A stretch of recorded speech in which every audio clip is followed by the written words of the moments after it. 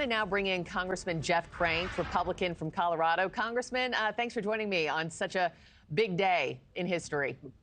A big day and a cold day in Washington. Thanks for having me. Freezing cold, man. Just to my point there that I was just making, he's promised to sign dozens, if not a couple hundred executive orders today. He reiterated it last night at his speech, saying lots of orders that'll make people extremely happy. When the sun sets on the White House today, what do you hope will have been signed, sealed, and delivered? Well, I think when the sun sets today on America, it will be a new day. There's no doubt about that. I think the president is going to set us back on a course of hopefully fiscal sanity and political sanity, where we've sort of gotten rid of some of these bad policies that have caused inflation, have caused the border surge and those sorts of things. All of those things, I think, will begin to be wiped away today with some of those executive orders. You know, he's had the last 4 years to kind of think about how he'd do this again, right? What he would do better, what he'd do differently. What do you hope from a second term from him? And is there anything that you want to be different this time around?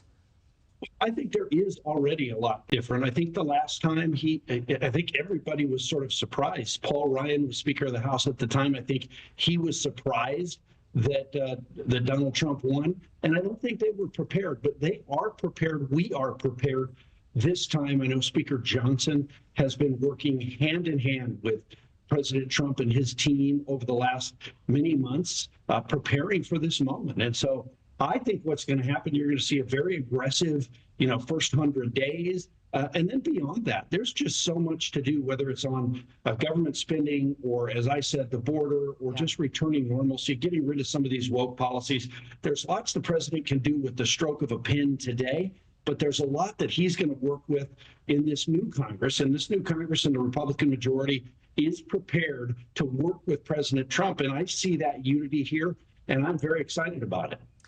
You bring up the border, and I wanted to touch on that because President-elect Trump just mentioned your home state at his pre-inauguration rally as he vowed to end the invasion that's happening at our border. Take a quick listen for everybody at home.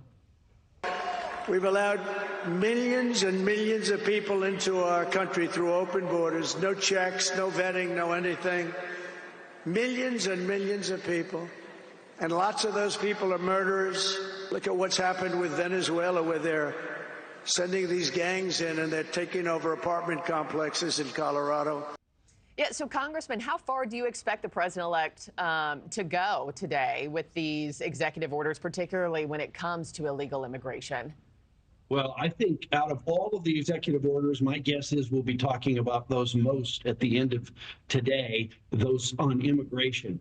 And look, there are states in America, my state included, and the governor of our state and the state legislature over the last 4 years has really been reckless in the way that they have thumbed their nose at the federal government at an immigration and thought that it was sort of a funny way to protest the former president's policies over the last 4 years.